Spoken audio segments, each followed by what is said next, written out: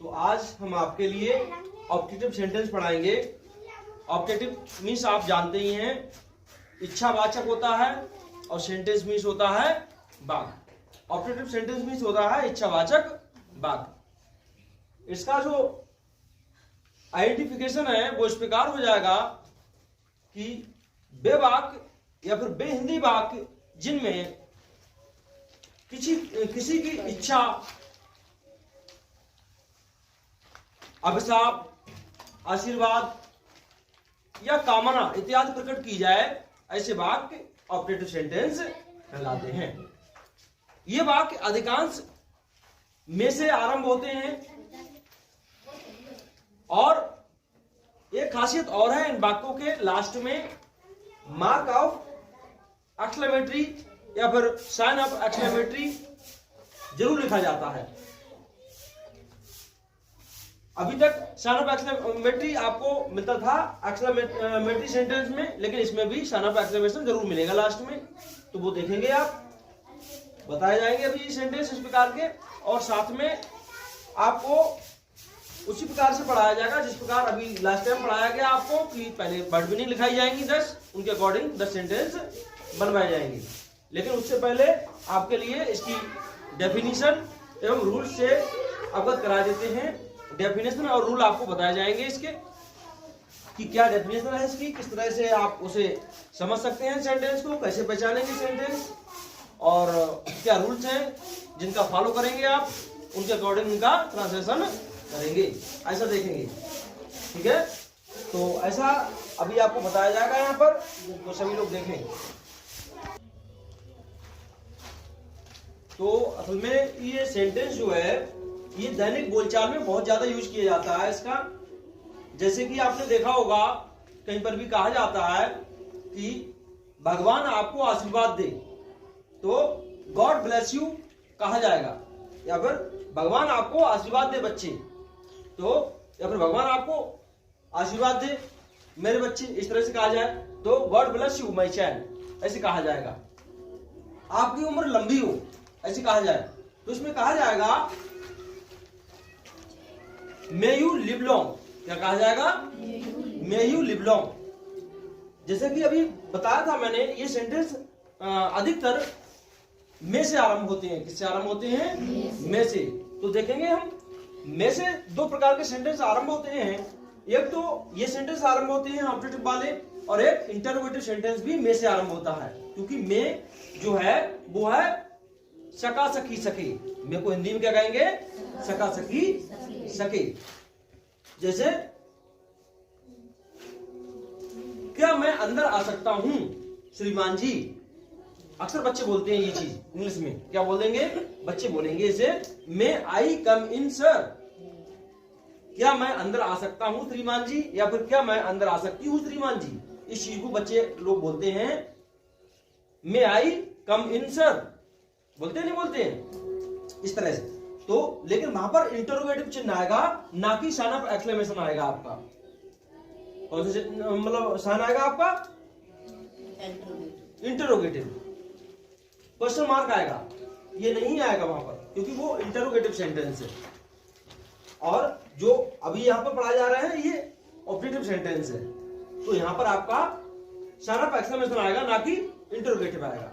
इसमें हमने पहचान लिखी है, क्योंकि हमने बताया है इसमें। सबसे पहले तो ये देख लो, यहाँ पर इच्छावाचक या फिर इच्छा सूचक वाक्य कहा जाता है। ऑप्टेटिव को हिंदी में कहते हैं इच्छावाचक या फिर इच्छा सूचक, और सेंटेंस मीन्स वाक्य, इच्छावाचक या फिर इच्छा सूचक वाक्य। इसका आइडेंटिफिकेशन इस प्रकार होगा, पहचान, वे हिंदी वाक्य जिनमें आशीर्वाद, शुभकामनाएं, अभिशाप, श्राप, इच्छा आदि प्रकट की जाती है, और इन वाक्यों के अंत में साइन ऑफ एक्सक्लेमेशन, विस्मय बोधक चिन्ह, जिसे ऐसे लिखा जाएगा, इस प्रकार से अवश्य लिखा जाता है। मतलब ये चिन्ह जरूर लिखा जाएगा लास्ट में, तो आप समझ जाना कि ये कौन सा सेंटेंस है? ऑप्टेटिव सेंटेंस है। मेथड रूल्स इसके इस प्रकार हो जाएंगे बनाने के नियम। पहला रूल है आपका, यदि हिंदी वाक्य का सब्जेक्ट अर्थात कर्ता क्या हो? भगवान हो या फिर ईश्वर हो, अल्लाह हो, परमात्मा हो, अंतर्यामी कुछ भी हो, तो ये सब दिए हो तो आप क्या करेंगे, वाक्य का अंग्रेजी में अनुवाद में या फिर विश से आरंभ करेंगे।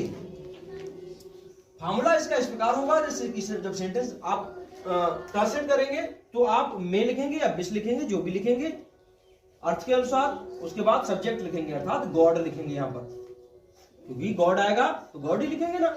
उसके बाद एम बी फर्स्ट लिखेंगे, अर्थात मेन वर्ब की फर्स्ट फॉर्म लिखेंगे और यहाँ ऑब्जेक्ट लिखेंगे।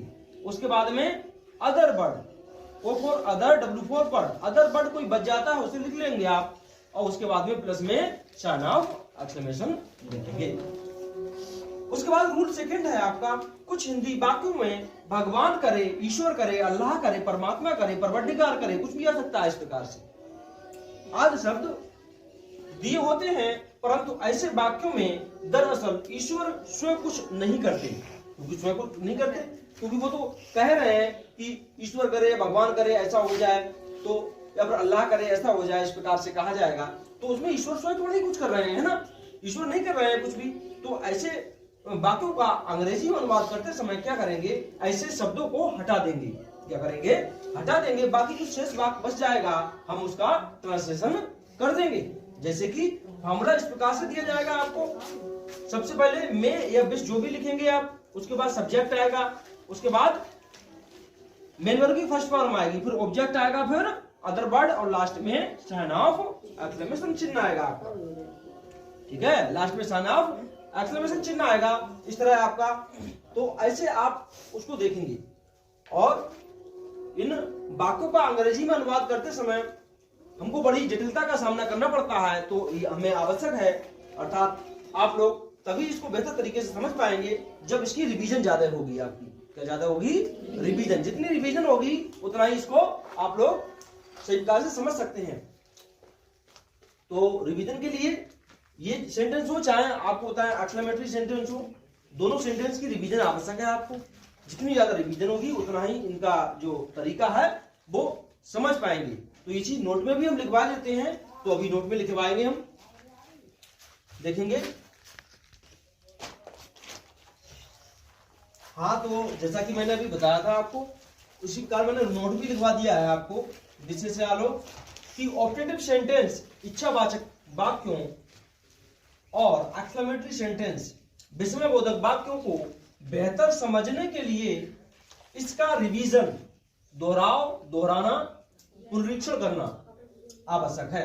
अर्थात इसको जितना ज्यादा दोहराएंगे आप उतना ही बेहतर ये समझ में आपको आएगा। यदि इसे दोहराएंगे नहीं तो ये सही प्रकार से समझ में नहीं आएगा। ये बेहतर समझने के लिए आपको ज्यादा से ज्यादा इनको पढ़ने की आवश्यकता है, ज्यादा से ज्यादा चेंजेस करने की आवश्यकता है, और कहीं पर भी कंडीशन या फिर सिचुएशन के हिसाब से इनका यूज करने की आवश्यकता है। अगर इनका यूज आप सही प्रकार से, सही समय से और सही स्थान पर करेंगे तो बेहतर से बेहतर इनको समझ पाएंगे। अन्यथा की स्थिति में ये सेंटेंस मस्तिष्क से उड़ जाएंगे आपके। इसलिए मैं रिक्वेस्ट करूंगा आपसे कि ज्यादा से ज्यादा इनके लिए पढ़ें और ज्यादा से ज्यादा समझें, और रिवीजन तो छोड़े ही नहीं किसी भी कीमत पर, रिवीजन तो करते रहे। जब भी ये निकल जाएंगे पढ़ने के बाद, आप जब आगे बढ़ जाएंगे इनसे हम, तो फिर भी आप इनको बार बार देखते रहें, पढ़ते रहें, कंठस्थ करते रहें। अगर ये याद नहीं करेंगे तो आप भूल जाएंगे और बाद में फिर से उतनी ही ज्यादा मेहनत करनी पड़ेगी जितनी की आपने अभी की है।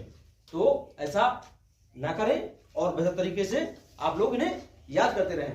तो इसके बारे में जो 10 सेंटेंस और 10 वर्ड मीनिंग दी जाएंगी वो नेक्स्ट डे दी जाएंगी आपको।